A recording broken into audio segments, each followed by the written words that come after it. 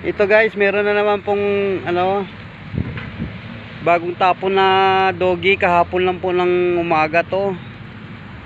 Ito guys, pinapakain namin, no. Kawawa naman. Ang ganda ng katawan niya, talagang buntis pa siya. Kawawa naman tong mga doggy na to, tinatapon lang nila, oh. Ang bait pa naman.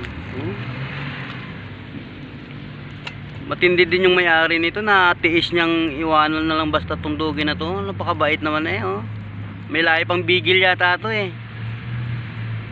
Parang bigil. Oh, sino gusto mag-adopt guys, message nyo lang ako para makuha ko guys. Ipadala na lang po sa inyo. Kawawa naman eh, oh. Buntis pa naman siya. Ito po yung location niya guys.